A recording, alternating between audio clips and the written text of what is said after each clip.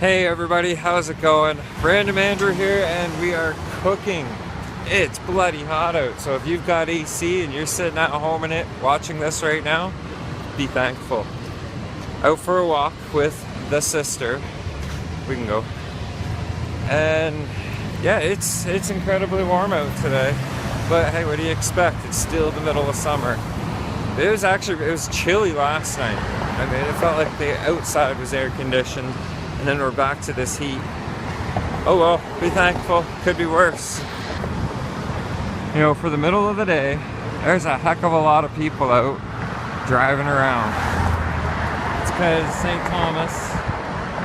A lot of factory workers. A lot of factory workers. Shift work, right? Yeah. So the whole 9 to 5 thing doesn't really apply. See, even the critters know to hide in the shade around here. It's so hot. Look at him, he's just chilled. He's going right up. There's a whole family that lives there. Oh wow.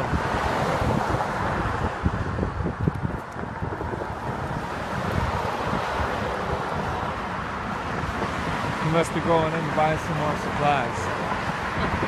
Some more digging tools. Actually, that's a good angle right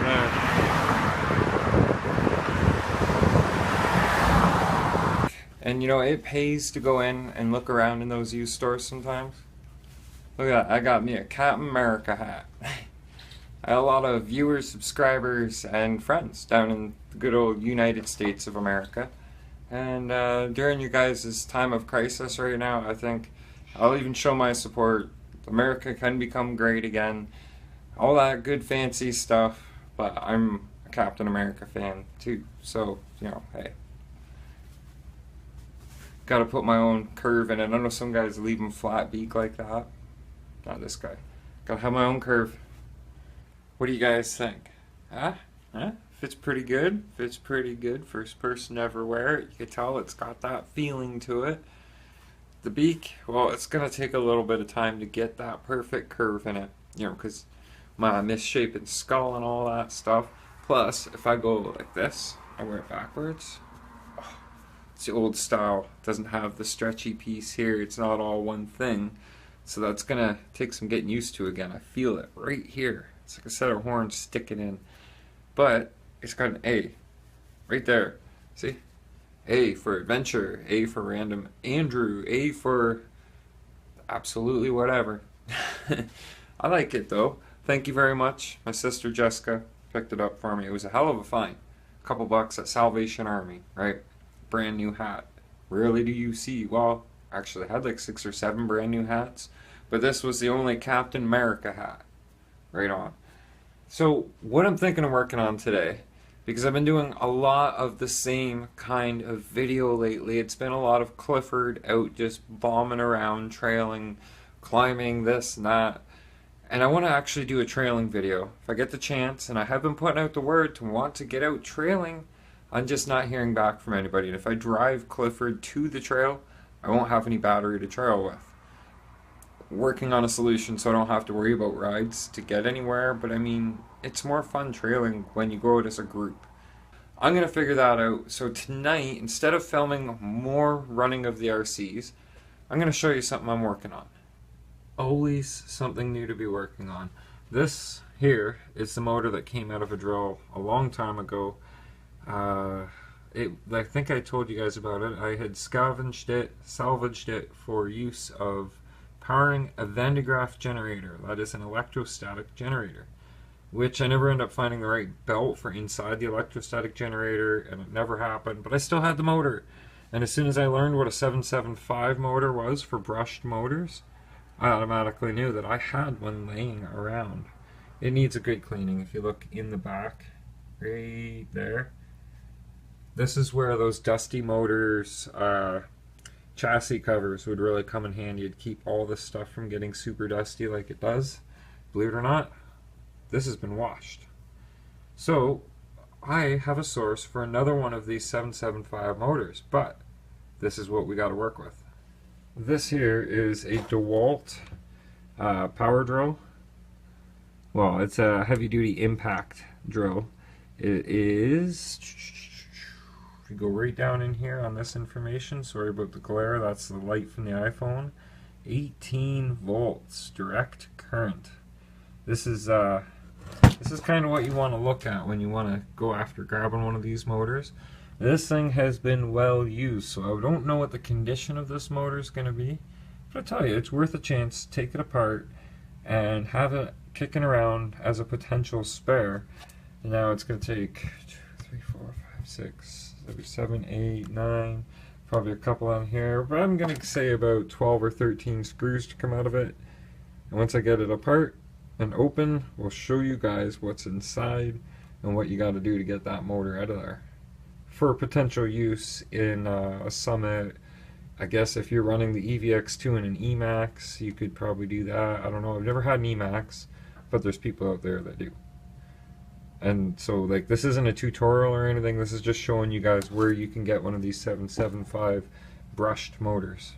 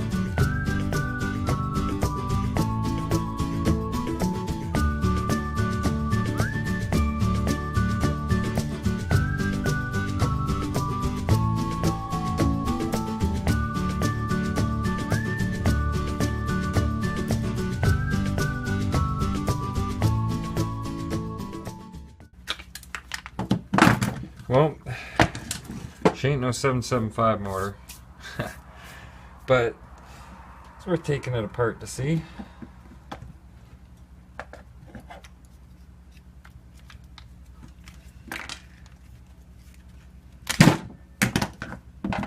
And it is kind of worse for wear condition. Could you mount that up? I wouldn't. It doesn't feel like there's any resistance behind any of that. Set a Titan 775 next to it just so you could see the difference.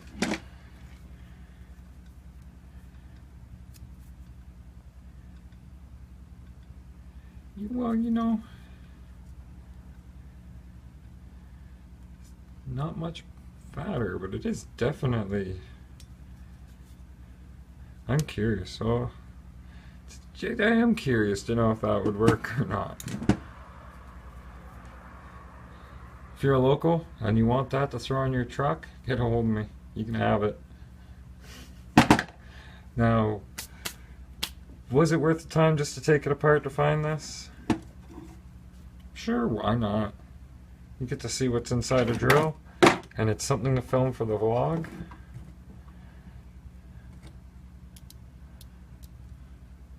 Look at that sucker. Yes, gruesome. These gears are all free spinning. I do believe it's supposed to impact down low before they'll make contact with the inner gear on the inside. Oh, yeah, they're supposed to sit right in here.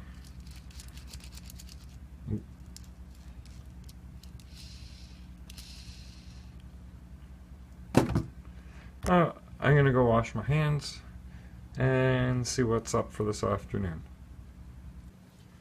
Okay, so this next project is a little bit more of a tricky one. I gotta be quick because I just got the low battery warning from the iPhone.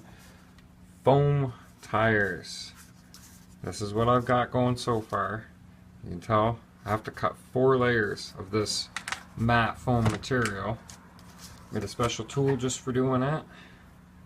It's an X-Acto blade and a math compass. Take my measurement of what I need for my inner diameter. Well, actually I do my outer diameter first, and then I do my inner diameter. Then I proceed to cutting it out. I don't know how well this is going to turn out, but we'll do an update. Okay, here's what we've got so far. A rim cleaned up. I had to clean these edges right off. They were pretty rough, so I just went over with my Dremel. The Dremel. A little grinder bit on it. And I had to take them down quite a bit in order for these foam rings that I've cut to fit properly. It's a nice rim. Well, not really. But these here, I've cut just a slight hair bit smaller of a diameter than the actual rim itself, so they sit tight on there. Just kind of give you an idea. Not bad, not bad. These are homemade. These are just for shits and giggles, pardon the term. But that's what it is. It's just an experiment to see if it works. Now the first attempt, this is what I got, because I did not measure properly, and I'm pretty sure for the last two rings that I cut, the compass went a little bit wider than it should have. It slipped on me and I didn't notice when I was tracing them out or something, but I ended up liking that thickness better than that thickness. So I'll have a few extra rings here that aren't the right size. And I just like, you know what, I'm just going to cut all new rings and they're all going to be identical size, so there's no mistake, no problem. Here are 5 for one side, 5 for the other side. And now, yeah, I'm just making drive tires for now. Plus I've got all the centers as I cut them out evenly. I try to do the cut as evenly as I can because I'm going to save these and make some foam tires for Merv. The Mini E-Revo, the pink bastard. I think I'm going to have enough extra of these because there's a pile of them back there on the floor. So I think, yeah, I will have enough left over out of scraps to make a whole nother set of tires for a whole nother car. That's another day. So now I got to take these off of here, put these on, make sure they're all sized properly, and figure out how I'm going to have them all even, because I want to glue them, and when I glue them I'm going to use epoxy. Remember, this is foam, tire glue, instant glue will probably eat this stuff, cause it to smoke and all that, smolder. So once I figure out how I'm going to epoxy them evenly, I also want to compress them under some weight as that epoxy dries. When they go back together, they're going to have that rough look to them. So what I'll probably end up doing is mounting a rim on a drill like this, spin it, and use a piece of sandpaper on a block to sand them to the exact evenness all the way around. And hopefully it'll work out. If I get that far in today's vlog, you know I'm going to show it. So one of the problems I'm seeing them already running into, here's my 5 layers to equal the width of that one buggy wheel. You can see they're not staying perfectly aligned. I've got another set that I've already done like cake layers of epoxy and pressed together. And I'll show you what I mean by pressing. But I'm just trying to figure out what kind of glue I could use to get these layers all together without using some kind of crazy glue that'll just eat the foam. And then I wanted them pressed evenly. Oh, it looks rough right now, doesn't it? But wait till they're shaped. Wait till they're shaped. Here's how I'm pressing them together. Like I said, these ones here, I did as I put each ring on the rim, I put a thin, like super thin layer of epoxy in, and it was even, so that there won't be any unnecessary hard spots or uneven, like heavy spots. And then I put the next ring on, put a little bit of epoxy on, next ring on, basically to be gluing them all together. And now I've got them underneath 2 sealed lead acid batteries and a stainless plate to kind of press them evenly together. Like I balanced that the best I could. The best I could, anyways. This is just a free-for-all experiment, doesn't cost me anything. I just want to see how well it works. More progress has been made. This is what we've got so far. This is after just a little bit of sanding. And you know what? This is near perfectly balanced already. A second, maybe I'll take a piece of sandpaper and clean up this inner wall right here. You can see it looks a little rough. But I mean, we don't even know if they're going to last that long once they're on the car. This one has not been sanded yet. But I've got it mounted on my prop balancer, tire balancer piece. I tighten down the chuck on there. And then basically do a drill powered brake stand on sandpaper. Now this here sanding process, this can be an interesting one.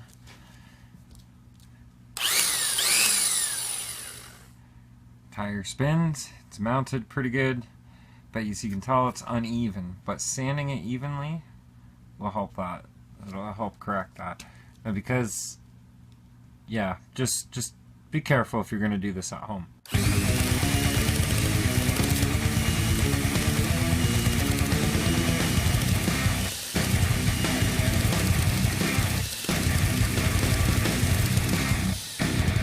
You don't want to just force it because, like I said, there's uneven areas. And that's what I'm working down first. That's why you don't see it skipping too hard on there.